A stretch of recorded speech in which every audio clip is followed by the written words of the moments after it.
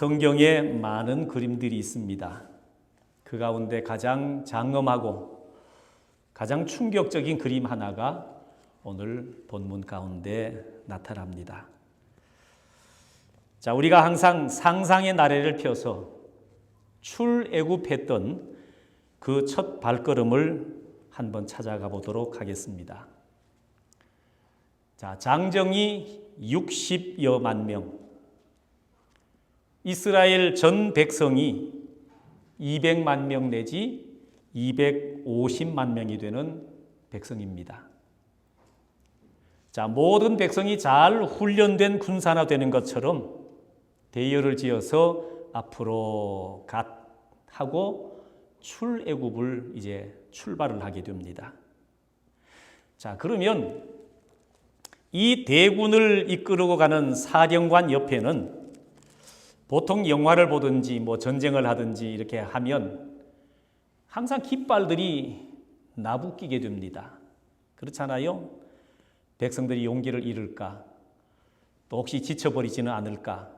그래서 깃발을 들고 막 함성을 지르면서 그렇게 가는 것을 상상해 볼 수 있습니다.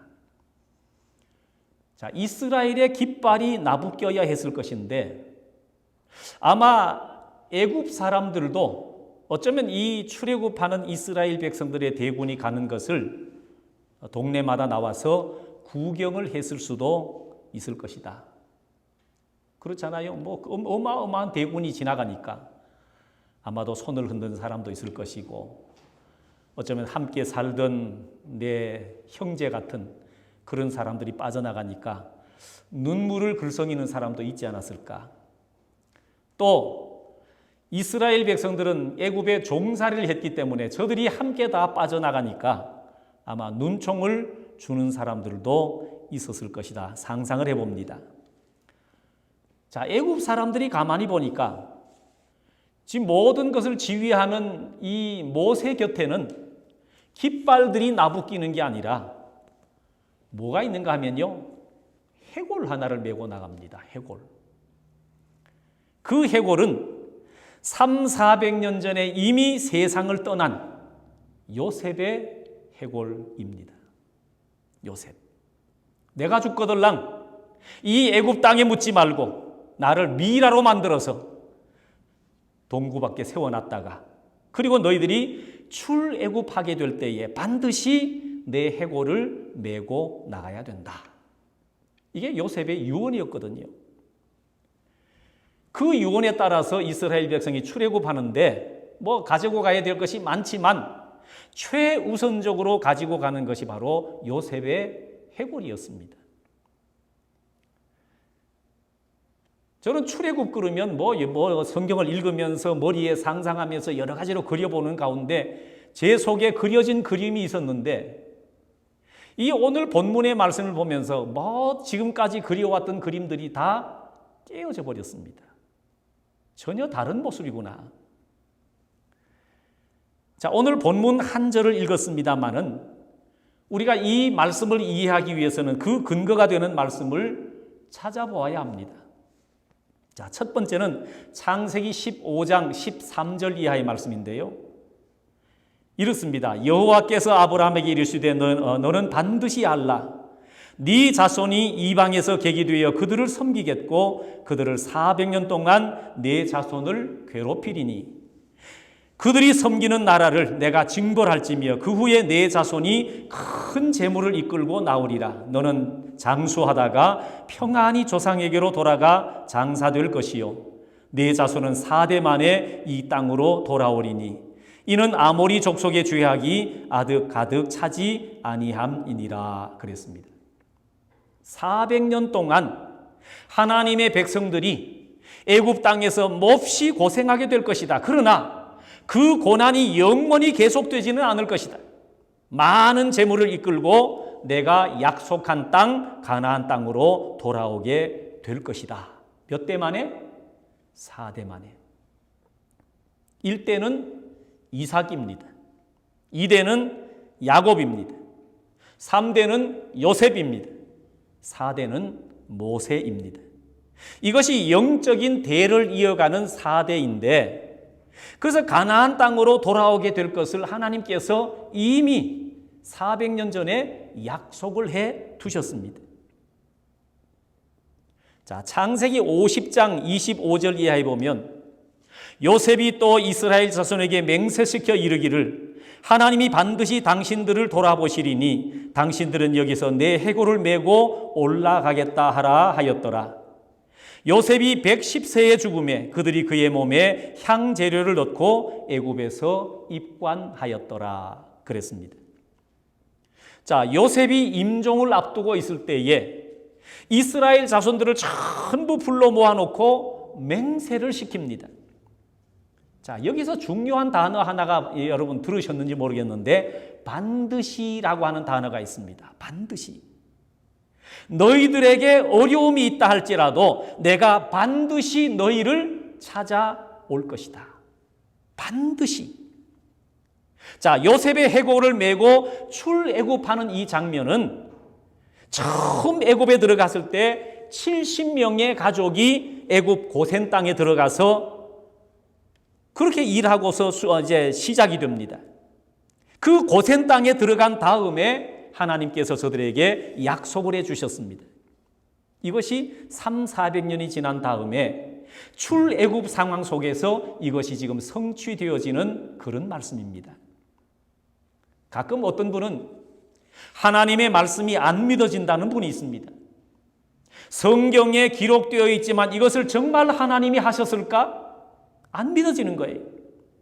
자, 이런 분들은 성경을 읽으실 때 성경에 나타난 하나님의 약속과 성취라고 하는 주제로 성경을 한번 읽어보실 수 있기를 바랍니다. 하나님이 약속하시고 그것을 이루어가는 과정을 보면 모든 것이 하나님께서 하셨구나 하는 것을 깨닫게 될 것입니다. 그것을 오늘 말씀하시고 오늘 이루시는 게 아닙니다.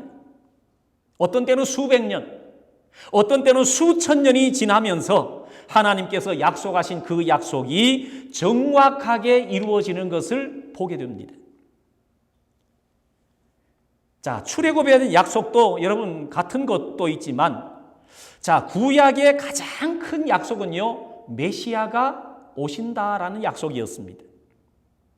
자, 신약에서 가장 큰 약속은 예수님께서 부활하신 예수님께서 다시 재림해서 다시 오신다. 이게 약속이거든요.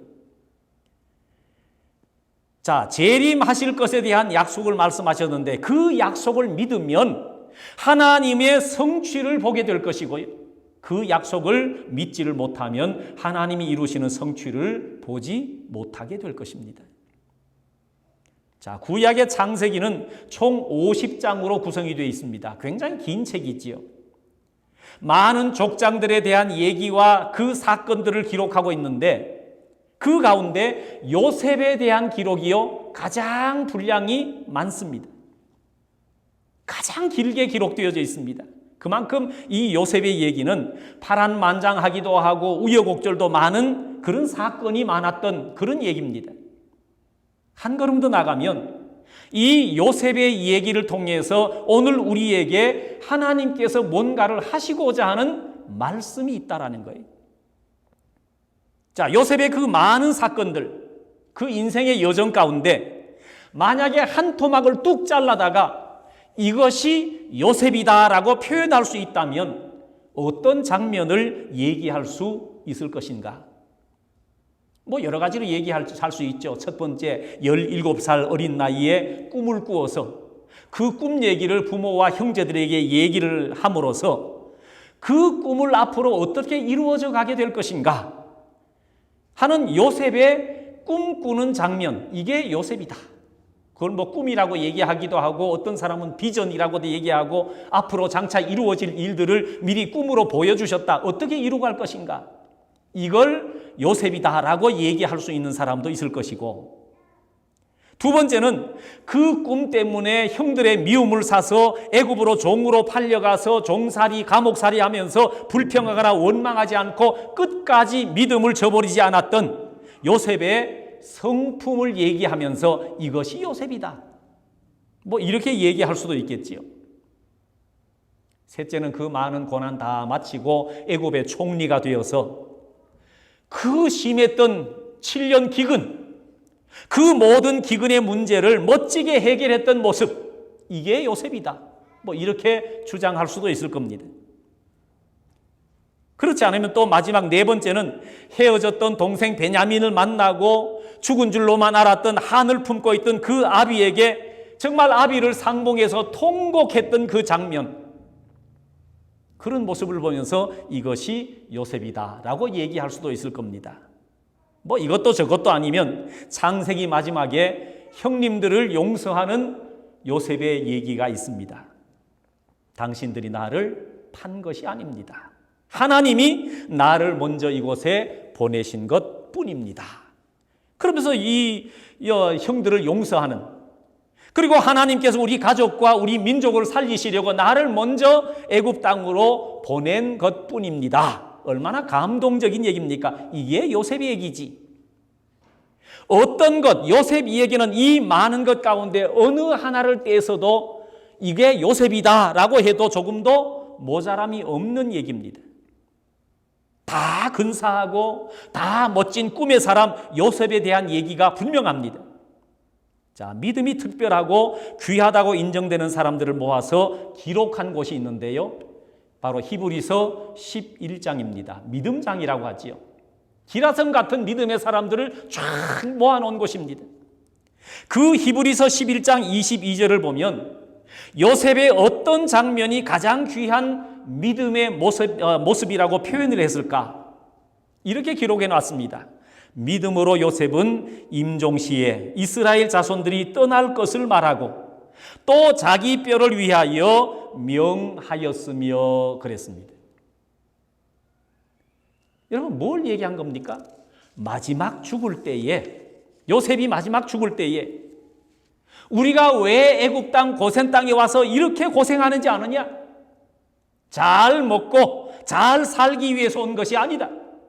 우리는 반드시 우리의 믿음의 조상인 아브라함에게 약속하셨던 그 시온의 땅, 가나안 땅, 그 약속의 땅으로 우리는 반드시 돌아가야 된다. 이게 요셉의 꿈이라는 거지. 저도 지금까지 성경 읽으면서 요셉이 과연 그 해와 달에 대한 꿈을 꾸고 이렇게 여러 가지 꿈을 꾸었는데 그 꿈이 도대체 무엇일까? 잘 먹고 잘 사는 것일까? 출세하는 것일까? 그랬는데요, 요셉이 가진 꿈은 결국 하나님이 약속한 약속의 땅으로 들어가는 꿈이었습니다. 이게 요셉의 꿈이고 요셉의 비전이었다라는 거지. 이것을 위해서 고생도 참고 유혹도 이겨냈고 이것을 위해서 우리 민족을 이곳으로 인도하셨다라고 그는 고백하고 있습니다. 이것이 히브리서 기자가 본 요셉의 믿음의 한 토막이라는 겁니다. 우리가 여기서 알 수 있는 것은 요셉의 꿈, 이 요셉의 비전은 오늘 잘 먹고 잘 사는 것이 아니었고요, 오늘 출세하고 잘 사는 것이 결코 아니었다라는 겁니다. 내가 해골이 되어서라도 약속의 땅으로 들어가야 된다는 것이 요셉이 가지고 있는 꿈이었습니다. 그 요셉의 비전이 얼마나 강력했으면 죽은 다음에 해골이 되어서 400년이 지난 동안 끊임없이 후손들에게 이 메시지를 전하고 있더라는 거예요. 이게 요셉의 꿈, 요셉의 비전이라는 겁니다. 자, 형들은 그 꿈을 짓밟기 위해서 채색 옷으로 갈기갈기 찢었습니다. 그러나 요셉이 가진 그 꿈을 여러분 찢지는 못했다라는 거예요. 형들이 요셉을 팔기 위해서 우물에 빠뜨렸습니다. 그러나 요셉의 꿈을 빠뜨릴 수는 없더라는 거지. 애굽으로 간 요셉은 죄가 없음에도 감옥에 갇히기도 했습니다. 그러나 요셉의 꿈은 결코 가두어 볼 수도 없더란 겁니다. 마지막 급기야 요셉은 죽음을 목전에 두고 이렇게 선포합니다. 내 꿈은 내가 죽었다고 해서 땅에 묻을 수 있는 꿈이 아니다. 내가 죽거들랑 땅에 묻지 말고 자손 대대로 가나안 땅으로 가야 한다는 것을 가르쳐라. 여러분, 이것이 하나님이 주신 꿈, 비전이라는 겁니다. 자, 창세기 50장 앞부분에 보면 요셉의 아버지 야곱의 장례식 하는 장면이 나옵니다. 자, 요셉의 아버지 야곱의 장례식을 이렇게 준비했습니다.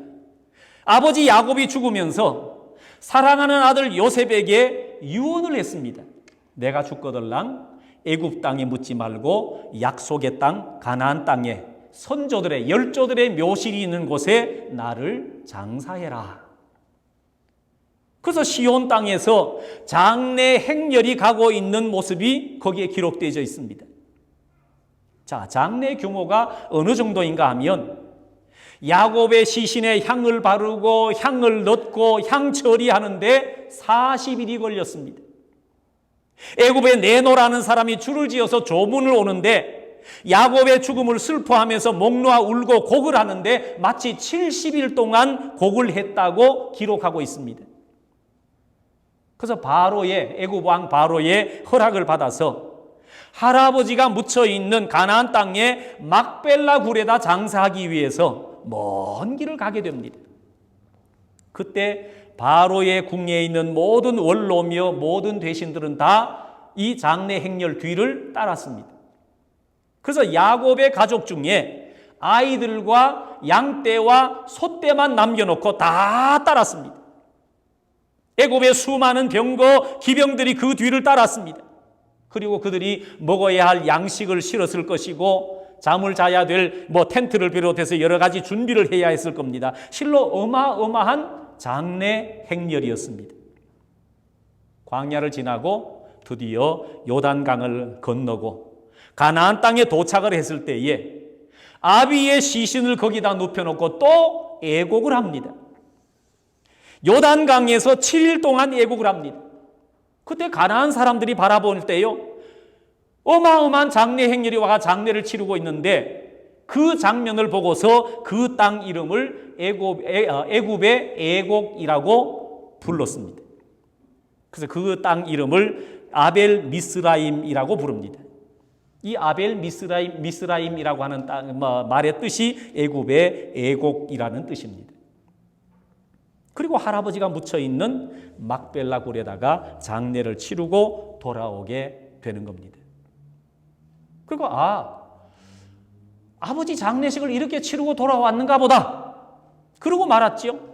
근데 봤더니요, 먼 훗날에 있게 될 출애굽하는 장면의 예행 연습이었다라는 거지요. 자, 그 예행 연습 같은 출애굽의 장면을 미리 400년 전에 연습을 해본 겁니다. 야곱의 죽음을 통해서. 자, 요셉은 그 출애굽의 비전을 알고 있었을까요? 내가 죽거들랑 나를 가나안 땅 선조의 묘실에다 나로 장사해라. 그럼 그게 거리가 어디라고 그렇게 말을 했을까? 그런데 그 장례가 출애굽의 예행 연습이 될 줄이야 어떻게 알았을까요? 하나님이 주신 꿈, 하나님이 주신 비전이 아니면 알 수가 없는 겁니다. 자, 요셉의 비전이 성취되었다는 것이 오늘 읽은 본문 한 절, 출애굽기 13장 19절 한 절에 딱 실어놨습니다. 우리가 말씀을 다시 한번 우리가 볼 수 있길 바랍니다. 띄워주시고요. 이 출애굽기 13장 19절을 다시 한번 읽어볼 수 있길 바랍니다. 시작. 모세가 요셉의 유고를 가졌으니 이는 요셉이 이스라엘 자손으로 단단히 맹세하여 이르기를 하나님이 반드시 너희를 찾아오시리니 너희는 내 유고를 여기서 가지고 나가라 하였음이더라. 여기 요셉의 유고는 광야 40년 동안 이스라엘 백성에게 눈에 보이는 설교였습니다. 요셉은 유골이 되었어도 그 자손에게 강력한 메시지를 지금 전하고 있는 겁니다. 너희들이 지금 고생해서 가고 있는 약속의 땅 가나안 땅, 이것을 위해서 우리가 태어났다. 이것을 위해서 우리가 살았다. 이것을 위해서 어떤 고난도 아픔도 견뎌내었다. 우리는 반드시 그곳으로 가야 된다. 지금 이것이 요셉이 해골이 되어서도 말하고 있는 겁니다. 여러분, 우리가 살아야 될 곳은 그 가나안 땅, 약속의 땅에서 살아야 된다는 것, 이걸 지금 말씀하고 있는 겁니다. 이스라엘 백성들이 지금 출애굽에서 광야에서 고생을 하고 있는데 많은 사람들이 입만 열면 원망하고 불평을 했습니다. 그러나 대부분의 사람들은 우리가 왜 이 길을 가야 하는지를 알고 있었습니다. 왜요? 요셉의 유고를 보면서. 자, 말씀을 정리해 볼게요. 창세기 30장에서 요셉이 태어났습니다. 창세기 37장에서 17살의 어린 소년이 꿈을 꿉니다. 그리고 50장에 와서 요셉이 110세에 죽습니다. 그리고 오늘 본문에 와서 드디어 요셉의 해골을 메고 출애굽을 합니다. 40년 동안 광야에서 요셉의 해골이 이스라엘과 함께하고 있습니다. 그러다가 이제 광야에서 모세가 죽지요. 그 뒤를 여호수아가 이어받아서 요단강을 건너고 가나안 땅을 정복하는 역사가 펼쳐집니다. 엄청난 전쟁들이 벌어집니다. 이 산지를 내게 주소서, 그리고 땅을 정복하고 12지파에게 땅을 분배합니다. 자, 그토록 꿈꾸던 시온의 영광이 완성이 되어진 순간입니다. 창세기 30장을 거쳐 37장을 거쳐 50장을 거쳐 출애굽기, 레위기, 민수기, 신명기 이렇게 거쳐서 여호수아서 맨 마지막 24장에 가면 이렇게 고백하고 말씀의 끝을 맺습니다. 여호수아서 24장 32절인데요. 또 이스라엘 자손이 애굽에서 가져온 요셉의 뼈를 세겜에 장사하였으니 이곳은 야곱이 베크시타를 주고 세겜의 아버지 하몰 자손들에게서 산 밭이라. 그것이 요셉 자손의 기업이 되었더라.